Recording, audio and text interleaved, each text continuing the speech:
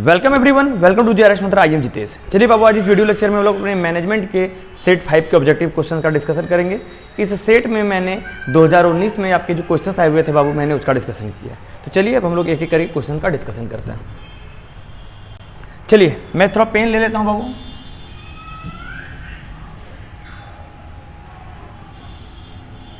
चलिए बाबू, पहला क्वेश्चन बाबू, which among this service business, निम्नलिखित में से किस बिजनेस में बाबू हमारा जो बिजनेस है वो हमारा सर्विस बिजनेस की कैटेगरी में आता है। टेक्सटाइल बिजनेस, टेक्सटाइल तो बाबू हमारा मैन्युफैक्चरिंग है ना, जहाँ पे हम लोग कपड़ों को बनाते हैं, ये नहीं होगा। लेदर बिजनेस, ये भी नहीं बाबू, चमड़े के बनाने का जो उद्योग है, जूता चप्पल बनाने का, ये भी नहीं होगा। वुड बिजनेस, ये भी नहीं होगा बाबू, फर्नीचर बनाने का बिजनेस। काउंसलिंग बिजनेस, एकदम बाबू, ये जो काउंसलिंग बिजनेस है ना बाबू, ये हमारा सर्विस बिजनेस है। काउंसलिंग मतलब लोगों को हम लोग सलाह देते हैं कि किसी को क्या करना है, क्या नहीं करना है, कैसे करना है, तो लोगों को काउंसलिंग प्रदान करना, तो यही होता है हमारा service business. Option number B. अगला क्वेश्चन बाबू, which among this is not a manufacturing business, निम्नलिखित में से कौन सा बिजनेस बाबू हमारा मैन्युफैक्चरिंग बिजनेस नहीं है। प्लास्टिक कंटेनर मेकिंग, ये तो सही है बाबू, ये तो हमारा मतलब मैन्युफैक्चरिंग बिजनेस है।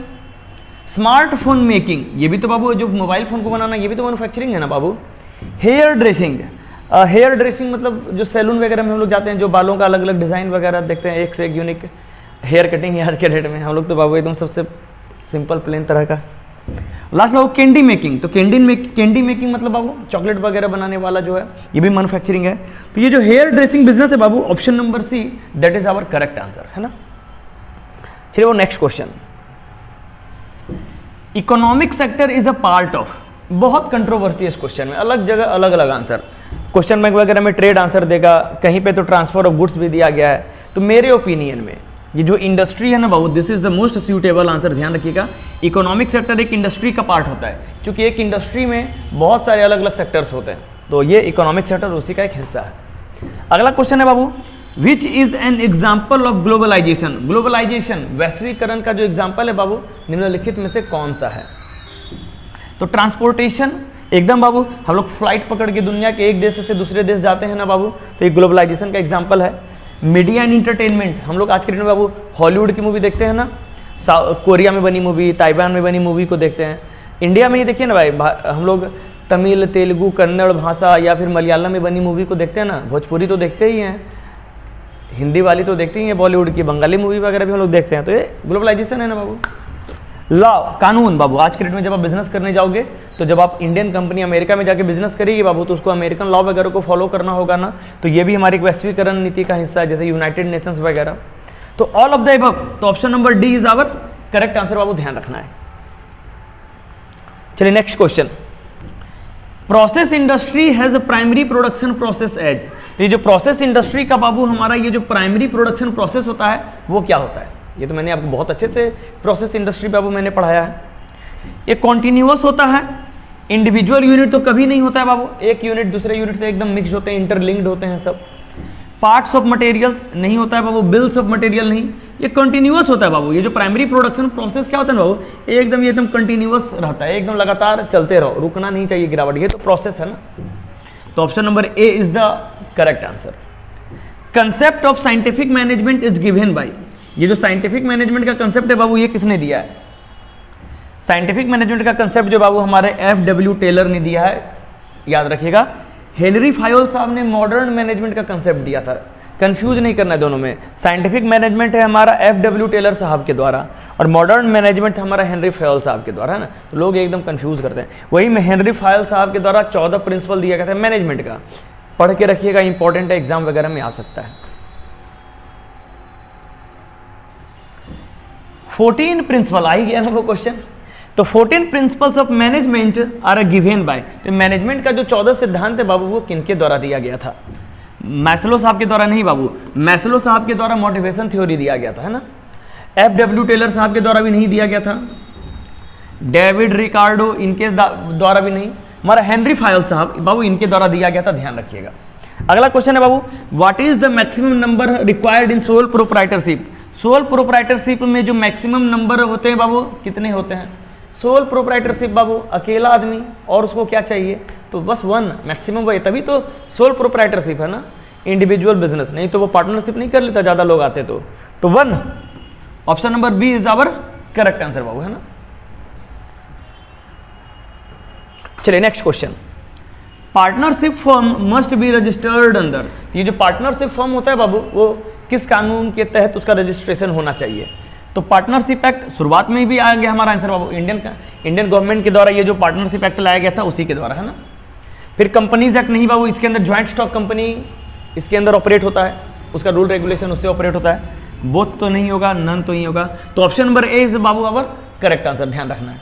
अगला, sole proprietorship is best when, तो सोल प्रोप्राइटरशिप बाबू सबसे अच्छा कब साबित होता है। No capital is invested, few capital is invested, too much capital is invested, work area is expanded. तो मेरे ओपिनियन में बाबू ये जो फ्यू कैपिटल है ना, जहां पे थोड़े कम कैपिटल का इन्वेस्टमेंट होता है वहां पे बाबू हमारा जो सोल प्रोप्राइटरशिप है सबसे अच्छा साबित होता है। बिजनेस में तो नो कैपिटल तो होगा ही नहीं बाबू, आपको कुछ ना कुछ तो इन्वेस्टमेंट करना ही होगा। तो option number B is the most suitable answer in my opinion, है ना। चलिए नेक्स्ट क्वेश्चन बाबू, what is insured by the functional organization, functional organization के द्वारा बाबू किन किन क्या क्या चीजें और अच्छे से मतलब करने में हमें हेल्प मिलता है। ग्रेटर एफिशिएंसी, मतलब काम जो है एकदम और ज़्यादा अच्छे से हो। स्टैंडर्डाइजेशन ऑफ ऑपरेशन, मतलब जो हर को काम करने का एक स्टैंडर्ड प्रोसेस और स्टैंडर्ड तरीका है, ये नहीं कि कोई भी रैंडम लोग आएंगे बाबू और अपने मन से उसको जो करना है वो करने लगेंगे, ऐसा कभी नहीं होना चाहिए। हर चीज़ को करने का एक स्टैंडर्ड तरीका होना चाहिए। डिवीजन ऑफ लेबर, एकदम बाबू लेबर के उसके स्किल के अनुसार उनमें डिवीजन होना चाहिए ना। तो ऑल ऑफ द अबव, तो ये जो ऑप्शन नंबर डी है ना बाबू, is the most suitable answer, ध्यान रखना है। Which technique of project management is developed in Japan, cut गया है ना बाबू। तो मैनेजमेंट का, ये जो प्रोजेक्ट मैनेजमेंट का कौन सा टेक्निक हमारा जापान में डेवलप हुआ है। सीपीएम एकदम नहीं बाबू, पर्ट एकदम नहीं, काइजेन ध्यान रखिएगा, 6 सिग्मा और काइजेन ये दोनों जो तरीका है ना बाबू ये जापान में डेवलप हुआ है। तो option number C is the most correct answer, ध्यान रखना है। अगला, which among this are not a source of recruitment, निम्नलिखित में से कौन सा प्रोसेस होता है बाबू जिसके द्वारा हम लोग क्या करते हैं, रिक्रूटमेंट नहीं कर सकते हैं। एडवर्टाइजमेंट, इसके द्वारा तो रिक्रूटमेंट होता ही है ना बाबू, एकदम होता है। कंसल्टेंसी, इसके द्वारा भी होता है बाबू, बड़े बड़े ऑफिस वगैरह लोग खोल के रखते हैं कि उनके पास लोग आते हैं, अपना नाम वगैरह अपने स्किल के अनुसार वो लोगों का पूरा लिस्ट तैयार करके बायोडाटा तैयार करके रखते हैं, और जैसे ही कंपनियों की आवश्यकता पड़ती है वो लोग उनके पास ये पूरा का पूरा भेज के लोगों को वहाँ पे भेज देते हैं। तो कंसल्टेंसी ये बहुत डेवलप चलता है बाबू, आप पुणे, मुंबई, चेन्नई वगैरह जाओ, बहुत प्रचलन है इसका, बेंगलोर वगैरह में। एम्प्लॉयमेंट एक्सचेंज, एकदम बाबू एक कंपनी दूसरे कंपनी से अपनी एम्प्लॉय को एक्सचेंज करके रिक्रूटमेंट करती है। सोशल मीडिया के द्वारा वो रिक्रूटमेंट नहीं होता है, ध्यान रखिएगा ऑप्शन नंबर डी। लेकिन आज के डेट में बाबू सोशल मीडिया के द्वारा भी रिक्रूटमेंट होता है, बट ये आपका पुराना सिलेबस है इसलिए अपडेट नहीं है बाबू। आज के डेट में जो 2-3 वेबसाइट है, लिंक्डइन, ट्विटर, इनके द्वारा भी बाबू आज के डेट में नौकरियां मिलने लगी हैं। बट चूंकि पुराना पैटर्न पे ये सिलेबस चलता है तो आपको सोशल मीडिया मारना पड़ेगा कि सोशल मीडिया के द्वारा नौकरियां नहीं मिलती हैं। But Babu now it's possible in today's time, है ना। जैसे naukri.com, फेसबुक से भी थोड़े बहुत चांसेस होते हैं बाबू, लेकिन सबसे ज़्यादा बाबू लिंक्डइन, है ना। आप लोगों में से जो भी इनका नाम सुने तो ये बहुत वहाँ से जॉब वगैरह मिलता है। High morale leads to, high morale बाबू मतलब एकदम व्यक्ति का, आदमी का जब मनोबल ऊंचा हो तो उसके कारण व्यक्ति को क्या बेनिफिट्स होते हैं। ऑफ जॉब सेटिस्फैक्शन, जॉब के बाद वाला जो लाइफ है बाबू लोगों को उसमें भी मतलब बढ़िया एकदम संतुष्टि फील होता है। ऑन जॉब सेटिस्फैक्शन, काम करने के दरमियान लोगों को सेटिस्फैक्शन महसूस होता है, और ये काम करने के बाद का जो वक्त है उसमें भी लोगों को बढ़िया से संतुष्टि मिलती है लाइफ में। पर्सनल सेटिस्फैक्शन, एकदम व्यक्तिगत स्तर पे, फैमिली लाइफ में आप जो भी चीज़ कर रहे हो मतलब उसमें आप हैप्पी हो, संतुष्ट हो, तो अच्छा बाबू एकदम मनोबल ऊंचा रहने से यही सारी चीज़ें होती हैं, ध्यान रखिएगा। और जिनका मनोबल कम है, मनोबल गिरा हुआ है, लोग डिप्रेशन में है, टेंशन में, निगेटिव माइंडसेट में है, कहीं संतुष्टि नहीं है दुनिया में, उसको एकदम चेहरा डाउन रहेगा, उदास रहेगा। तो इस चीज को ध्यान रखना है। तो all of the above that is the our most suitable answer बाबू, D is the most suitable answer, है ना, ध्यान रखना है। अगला क्वेश्चन बाबू, who gave the motivation theory of hygiene, ये जो मोटिवेशन थ्योरी ऑफ हाइजीन दिया गया बाबू ये किसके द्वारा दिया गया है, ध्यान रखना है। तो एक बार जल्दी से ऑप्शन पढ़िए और बताइए कि क्या है। तो किसने दिया था बाबू, तो ये जो मोटिवेशन थ्योरी ऑफ हाइजीन था बाबू हमारा हर्जबर्ग साहब ने दिया था, वो ध्यान रखिएगा, हर्जबर्ग साहब ने, है ना। तो motivation theory of hygiene Herzberg साहब के द्वारा दिया गया था, ध्यान रखिएगा। अगला क्वेश्चन बाबू, which among this is financial statement, तो निम्नलिखित में से कौन बाबू हमारा फाइनेंशियल स्टेटमेंट होता है? जर्नल तो नहीं होता है बाबू, ट्रायल बैलेंस ये भी नहीं होता है बाबू, वाउचर ये सब कहाँ से आएगा बाबू? तो बैलेंस शीट। याद रखिएगा बाबू, हमारा फाइनेंशियल स्टेटमेंट के अंदर 3 तरह का डॉक्यूमेंट आता है, एक प्रॉफिट एंड लॉस स्टेटमेंट, दूसरा कैश फ्लो स्टेटमेंट और तीसरा बैलेंस शीट। ये तीनों 3 तरह का फाइनेंशियल स्टेटमेंट आता है, ध्यान रखिएगा। हो सकता है कि आपके क्वेश्चन में कहीं पे तीनों दे दे और ऑप्शन दे दे ऑल ऑफ दिस। तो 3 तरह का डॉक्यूमेंट याद रखिएगा, profit and loss statement, cash flow statement और बैलेंस शीट। चलिए बाबू अगला, which author developed the theory X and Y of motivation, तो X and Y of motivation ये एक तरह का थ्योरी है बाबू, किसके द्वारा ये थ्योरी दिया गया था? मैकग्रेगर, विक्टर ब्रूम, मैस्लो और हर्जबर्ग, है ना। तो बाबू याद रखिएगा बाबू, डगलस मैकग्रेगर के द्वारा दिया गया था ये theory, Douglas McGregor, Douglas DOUGLOUS, Douglas McGregor के द्वारा बाबू ये हमारा दिया गया था X and Y of motivational theory, ध्यान रखिएगा। अगला है बाबू, अप्रेंटिसशिप इज, हमारा ये जो अप्रेंटिसशिप होता है बाबू, अप्रेंटिसशिप ये किस तरह का ट्रेनिंग होता है? ऑफ जॉब ट्रेनिंग नहीं बाबू, ऑन जॉब ट्रेनिंग होता है बाबू, है ना बाबू। आपको काम करने के साथ साथ आपको ट्रेनिंग दी जाती है और बदले में आपको कुछ मेहनताना, जिसको हम लोग बोलते हैं स्टाइपेंड, वो आपको दिया जाता है, ध्यान रखिएगा। तो apprenticeship is on job training. अगला क्वेश्चन है बाबू, वर्कमैन्स कंपनसेशन एक्ट वाज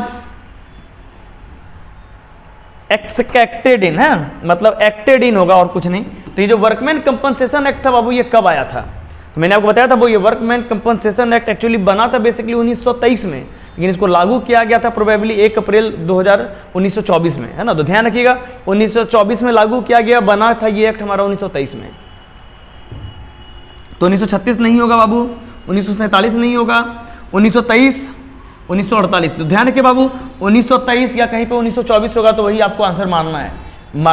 बना था ये एक्ट 1923 में, लेकिन लागू जो हुआ उस समय की पार्लियामेंट संसद के द्वारा, तो 1924 से उस कानून को लागू किया गया था। बन जाता है कोई कानून पहले और लागू करने में बाबू थोड़ा बहुत बार डिले हो जाता है। तो जैसे आपके एग्जाम में जैसा क्वेश्चन में थ्योरी रहेगा, मतलब जैसे क्वेश्चन में ऑप्शन रहेगा वैसे मारिएगा। कहीं पे 1923 दिया रहता है, कहीं पे 1924 दिया रहता है, तो इन दोनों में जो भी होगा आपको वही आंसर मारना है। दोनों एक साथ कभी नहीं देगा, ध्यान रखना है। लेकिन अगर कहीं पे देगा तो 1924 वाला आंसर मारिएगा, 1923 वाला मत मारिएगा। अगर दोनों दे देगा तब, लेकिन चांस कभी भी नहीं है कि दोनों एक साथ देगा। चलिए बाबू यही हमारा सेट था। इसके बाद ये सेट यहीं पे हम लोग फिनिश करते हैं और आगे क्वेश्चन नहीं है। तो मैं उम्मीद करता हूँ कि ये सेट आपके लिए फायदेमंद साबित हुआ होगा। तो चलिए इस लेक्चर को खत्म करते हैं। नेक्स्ट वीडियो में बाबू हम लोग 2020 में हमारे जो क्वेश्चन आए थे हम लोग उसके बारे में डिस्कस करेंगे। तो चलिए नेक्स्ट वीडियो लेक्चर में मिलते हैं। Thank you.